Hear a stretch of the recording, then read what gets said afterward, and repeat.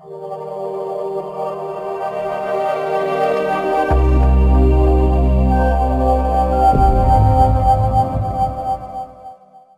and welcome back. Welcome back to week 2 of your 5-part veterinary practice conversion formula, or as some clients ask me to change the name to the veterinary practice profit formula because it's so profitable for them. Last week we talked about leadership. Week 2 we're talking about team. That's this week. And then in the next few weeks, we're going to talk about your ideal client, the programs and the standards of care that you need to run your business, your practice, and then the financial aspect. So today it's training number 2, and it's all about your awesome team. So as I said, this is another step from my veterinary practice conversion formula process, or my veterinary practice profit formula process. So in this video today, we're going to learn, do you in fact need a team? How can we make team management easier? What's the difference between a leader and a manager, and do you need one or both or neither in your practice? You'll learn that there needs to be a system with respect to your team. And the idea is to become an employer of choice, which means that you'll have people banging your door down to come and work for you, and it's not about the money. And then you're going to learn about the characteristics of a high-performing team as well. And then lastly, we're going to talk about the surprising truth about what motivates our team, and the fact that you need to start with the why, or the purpose. So let's get started. Now, once you have understood the importance of leadership, and that was last week, and once you've got your leadership strategies and methods locked in and under control, and if you haven't watched last week's video, you really need to get back and have a look at it, or read the transcript. So once you've got the leadership locked in and under control, then you can proceed to step 2 of converting your practice from an also-ran or an average practice into a very highly profitable practice that gives you an awesome work-life balance, a fantastic lifestyle, great personal professional satisfaction, and good profitability as well. And the sequence is important. Those 5 steps need to go in that 5-step sequence. Get them out of sequence and it doesn't work. So step 2 is all about finding and hiring the right team members, training them, retaining them, and motivating them. Now, before we go even one minuscule step further, you've got to note that finding, hiring, training, motivating, and retaining the right team members has very little to do with what's on your screen now. It has very little to do with the money or how much you pay them, which is awesome, because frankly, we just can't compete with many of the other industries out there. Now, the fact is that 80% of veterinary practice owners and veterinary practice managers say that team, in capital letters, is their biggest headache. Now, don't look at it like that though, because team can be, and in fact should be, your biggest asset. And you know what? Getting the right team, I'm just going to go back a slide here. I need you to listen to me and not read the slide. So that was my mistake, my apologies. So we'll just go back to here. And you know what? Getting the right team in place is challenging, and it's a lot more challenging than it used to be when I started in practice in the late 70s. Even it's a lot more challenging now than it was in the 80s and 90s and the early 2000s, because in those days the workplace only consisted of the baby boomers generation, or maybe just the baby boomers and the Gen Xers. Now we've also got the Gen Ys and the millennials in our workforce. So it's, we will soon in another 3 or 4 years have 5 generations in place in the workforce, working in the same workplace. Now, the good news is that there are simple, straightforward strategies, straightforward steps, simple systems, which when we use them will ensure that our HR, our human resources, challenges will decrease significantly. Now, we're going to share some of those strategies and insights and give you some of those solutions today. Solutions that you can immediately and easily implement and get immediate and great benefit from. So let's have a look at what we're going to share today. And on the screen now is what I just said. You know, there are simple strategies and systems which we're going to use today, and you're going to get insights into today. So do you need a team? How can we make team management easier? We're going to talk about leaders and managers. We're going to talk about the fact that it needs to be a system, about becoming an employer of choice. We can talk about the characteristics of a high-performing team, the surprising truth about what motivates us, and also the fact that you need to start with the I. So I said that twice now because it's important that we dot all those I's and cross all those T's. So let's listen in. Hiring. Okay, the first thing is that you must hire the right person for the right position or seat in or on your practice bus. We're a team, not a family. We're a team, not a family. We're like a professional sports team, not a recreational kids team. The aim is to hire, develop, and to cut smartly so that we have stars, so that you have stars in every position on your team. Why a team and not a family? Well, frankly, a family culture sets up a mindset of entitlement and privilege. After all, you can't fire your brother-in-law or get on your mother's case for not, pulling a weight in the work situation, can you? And a professional sports team culture elicits an entirely different attitude in your mind and in the minds of your team members. Now, you are either there performing at the level that the team needs you to perform at, or you get cut or traded. It's that simple. It's nothing personal. If it's going to win, the team needs to be able to rely on having the best person in every position. And the leader's job, the coach's job, that's you, by the way, is to recruit, develop, train, and trade up for the best player in every one of those positions. So when hiring, I'm just going to go back a slide again, sorry. When hiring, there are some keys to be aware of. As we've just agreed, you need to have stars, or what I call A players, in every position on your team. And yes, you can afford it because A players are free. In other words, A players bring in so much work and so much money that in effect they're covering their wage 5 and 10 times over. So A players are free. A players do not put money, their wage, first, and we'll talk about that a little bit later. A players attract other A players. Now, please note, B players hire C's. A players are quite happy to be the dumbest person on the team, the dumbest person in the room, but B players want to be the smartest person. So B's will always hire C's, C's will always hire D's. So if you start hiring B's and C's, you're going to get a progressively worse team. Now, A's do not want to work with B's, then they don't want to work with C's, so they'll in fact leave you. And you as the owner, when you hire A's, you can look forward to being the dumbest person in the room because they're going to solve all your problems for you. But let's just back up for 1 second. We'll go to this slide now. Do you really need a team? Do you need a team? Well, let me say straight off the bat, you don't. You only need, you as the veterinarian. I'm assuming you are the veterinarian.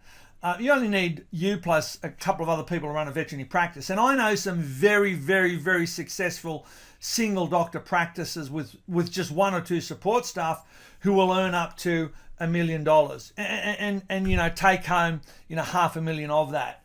I actually work with a practitioner in the States who brings in 1.3 mil. And I'll work with the lady in the States who does 800,000. And both are solo vets, okay? So it's possible, but it's very, very, very hard work with long hours and lots of stress. And it's a rare beast indeed who can hang in that model of practice for very long. If you want to know more about this model, shoot me an email and we'll talk one-on-one about that specifically. In the meantime, let's move on. Most of us want to work in a small group with other people, a collegial, almost a family atmosphere, if you like.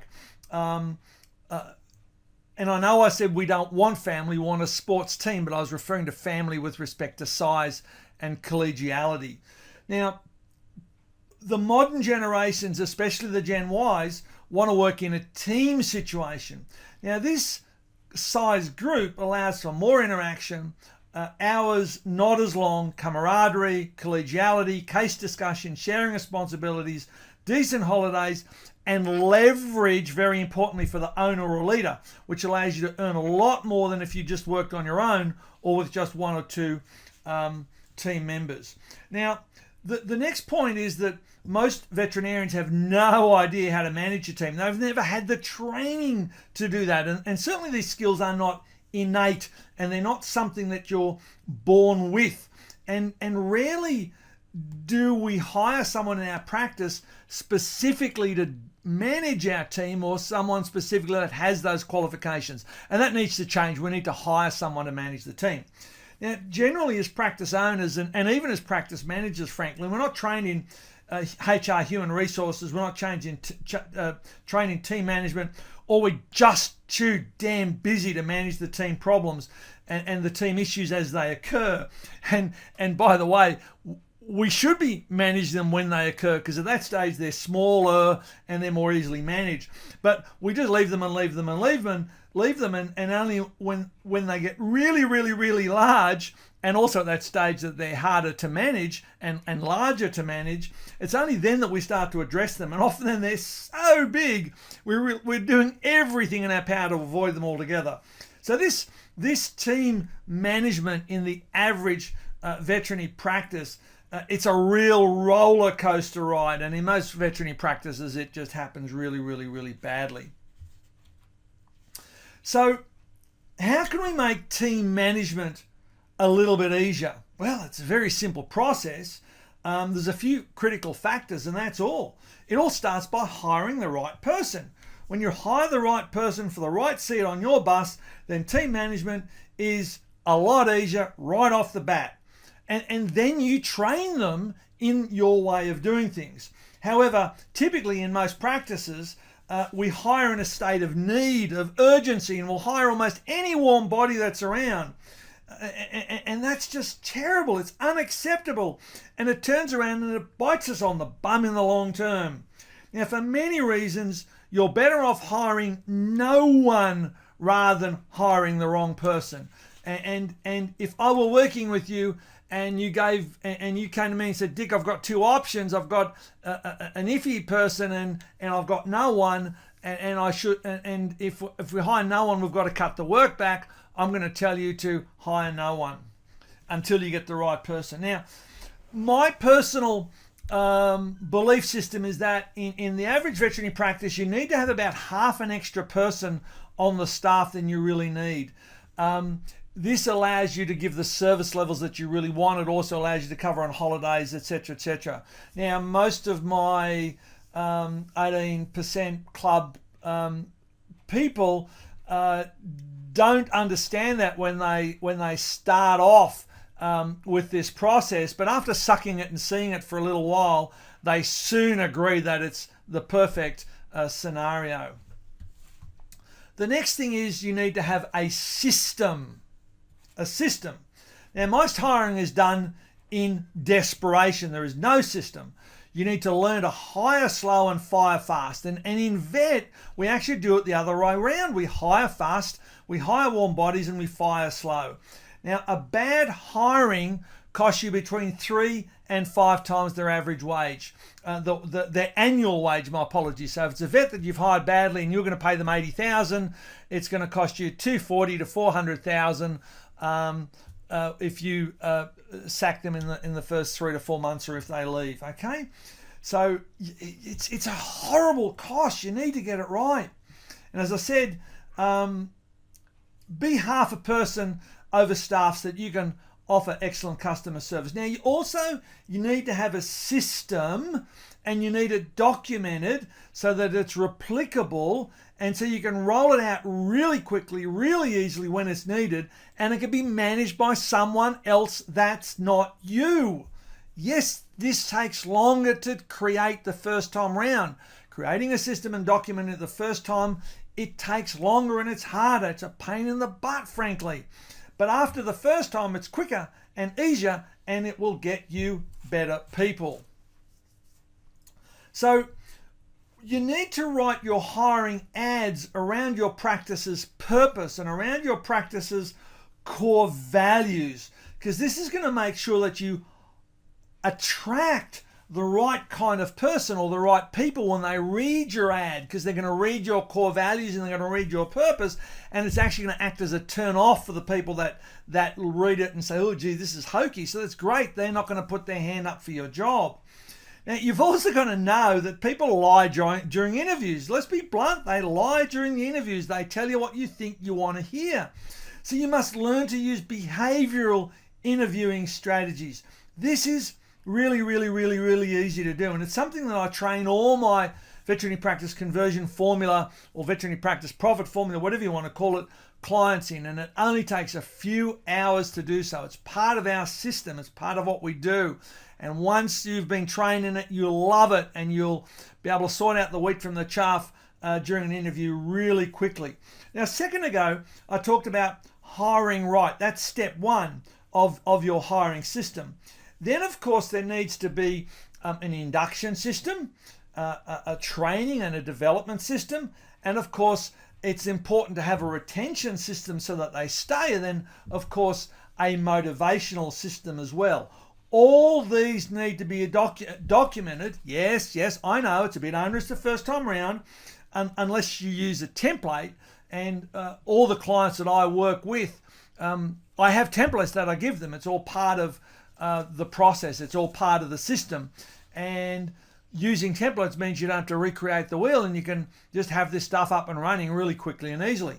Because it just saves you so much time. You don't have to recreate all this stuff.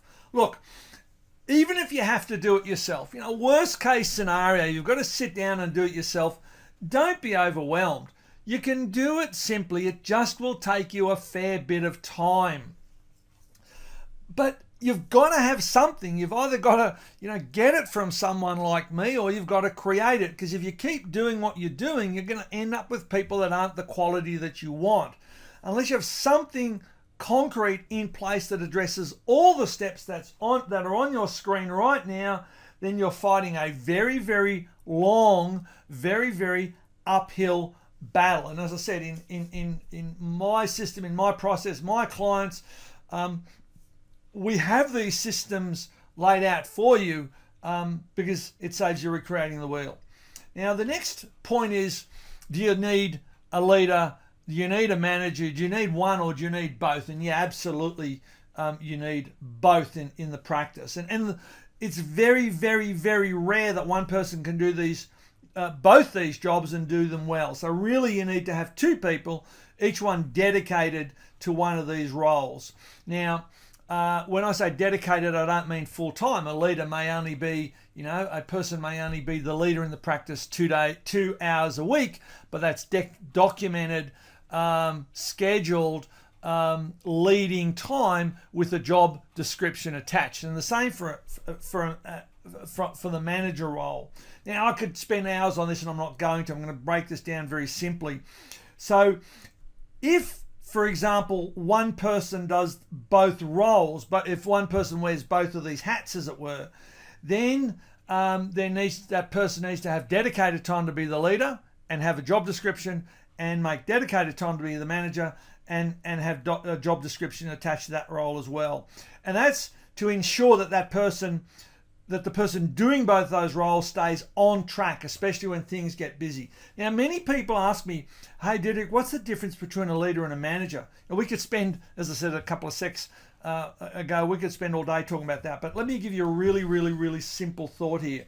Leaders look outward and managers look inward.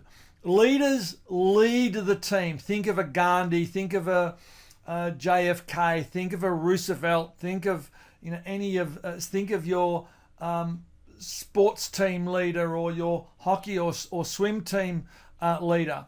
Managers are different. Managers herd the cats. Okay, so leaders look outward, managers look inward. Both roles are critically important to running a well-functioning veterinary practice. Leaders are visionaries.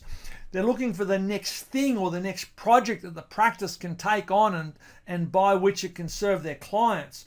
The manager's role is to some degree to rein in the leader, to ensure that there are not too many new projects taken on and that they're incepted properly. The I's are dotted, the T's are crossed, and that they're incepted and they become profitable. Leaders are the visionaries, leading the team forward and upward, inspiring them to greater and grander things. Managers herd the cats. They dot the I's and cross the T's. Leaders motivate the teams. They motivate the clients. They motivate the community.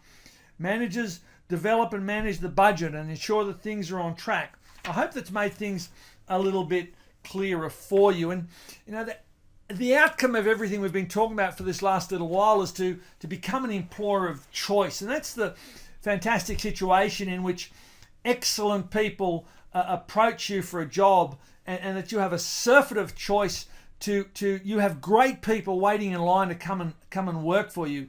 And what's more, they're going to come to you not because of the level of pay or financial reward that you're offering, but they're going to come to you for a whole host of non-financial reasons. Isn't that fantastic?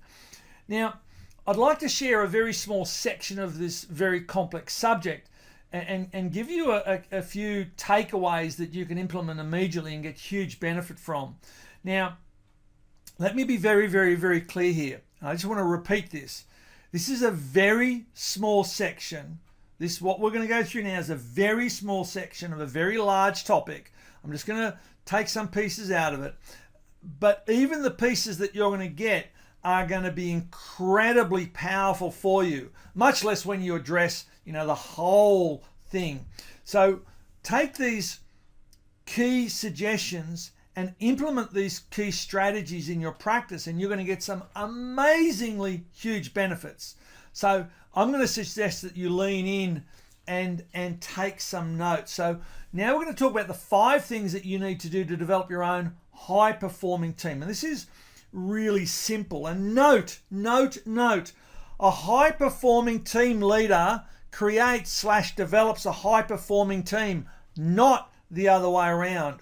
And a low-performing team leader will always, by his or her methodologies, behavior strategies, whatever you want to call them, a low-performing team leader will always destroy a high-performing team and turn it into a low-performing team.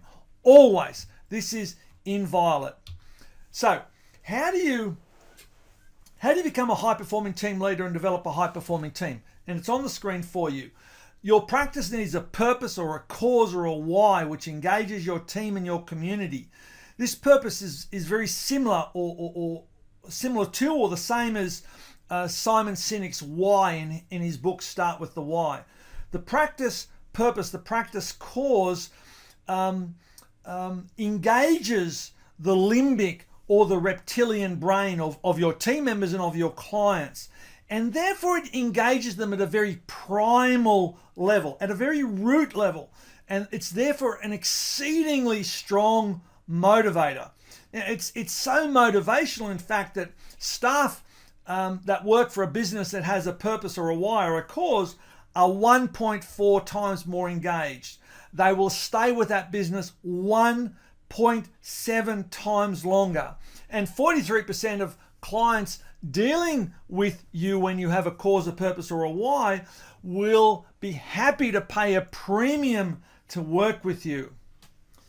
Number 2, your team members need to have autonomy. Autonomy means if you trusted me enough to hire me, don't look over my shoulder all the time. Tell me what to do and then leave me to do it. Okay, give me some feedback on how I'm doing, and that's step 4, and we'll talk about that in a sec. But give me some feedback and then leave me alone to do it. Are you outcome focused or process focused? Do you want the employee to get the outcome that you want, or do you want them to follow the exact same sequence of steps that you want? And if you look at the great leaders like Jobs and Buffett and Gates and all those people, they are outcome focused, not process focused. They didn't micromanage their team, and that's why they got all these fantastic outcomes. Unfortunately, in our industry, there are so many people, so many leaders in our industry that are process focused. Process focus, that's right. So they want you to do exactly the same steps to get the same outcome. So that never allows for any improvement in the process. So number 3, the team members need to be able to develop mastery. Mastery doesn't mean having 6 PhDs and all this sort of stuff. Mastery means I'm a little bit better today than I was yesterday, and tomorrow I'm going to be a little bit better than today. So it's what I call CANI, C-A-N-I, constant and never-ending improvement. When you insist that and help your team become a little bit better every day, they will love you because you're developing them as people, as individuals, as team members, and they will give you huge kudos and rewards for that. So then step 4, or the 4th thing, is you need to give feedback appropriately. Now note, feedback is honest, constructive feedback, not mamby-pamby, oh, you did a good job, mate, type feedback. Now, it's constructive. It tells them what they've done well and what they can and should be doing better. And you need to give a 5.2 times the amount of positive feedback versus negative feedback. And you need to give between 3 and 5 pieces of feedback per day per person, except for the millennials who need to hear feedback every hour to get the maximum benefit. Now you're going to say, oh, gee, Dick, I've got 3 people in my team, 2 of them are millennials, so that's 16 pieces of feedback I need to give them, plus the other person's a Gen X, so I'll just give them 3 a day. So that's 20 pieces of feedback a day. I'm only here for 8 hours. That's 3 pieces of feedback. That's 1 piece of feedback every 20 minutes. I just can't do it. And that's 100% correct. So you need to have a system in place to give feedback.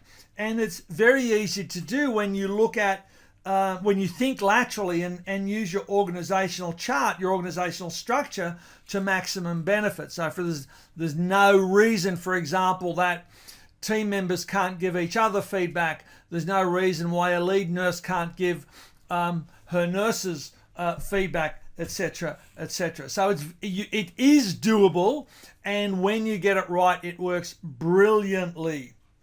And then the next point is the practice needs to be staffed by A players. And I talked about A players earlier on. I'm not going to go through it again. So when you get all this right, money goes off the table. And rather than being, second or third on the employee's wish list for what they want out of their job, it actually goes down to number 7 or 8 on a scale of 10. Okay? So when you don't have this right, money's always in the top 1, 2, or 3 demands. So if you don't have this correct, then for them money is going to mean more happiness. And if you do have it correct, then money goes out the window. So look, that's it for this week. Before I go, as I said earlier, and I'm going to mention it again, these strategies are all directly from the process that I use with the members of my 18% club. This process is called the Veterinary Practice Conversion Formula, or the Veterinary Practice Profit Formula, whatever you like to call it. So this formula is simple, straightforward, step-by-step blueprint, which is all about turbocharging your profits, your team, your lifestyle, and achieving the work-life balance that you've dreamed of. Now, if you're interested in learning more about this system, or even going on the wait list, look, I only open registrations once a year, and registrations aren't open at this stage. They will open if enough people show interest, but if enough people don't, then we're not going to open the doors, as it were. So if you want to know more, if you want to go on a wait list, then hit reply on the email that came with this video and just send me your name and your email address, and I'll keep you in touch. Now, just note, I only ever accept 25 practices onto the program at one time, and when we're full, that's it. And it's a first in, best dressed type basis. By going on the wait list, you go to the head of the queue. So today was all about your team, okay?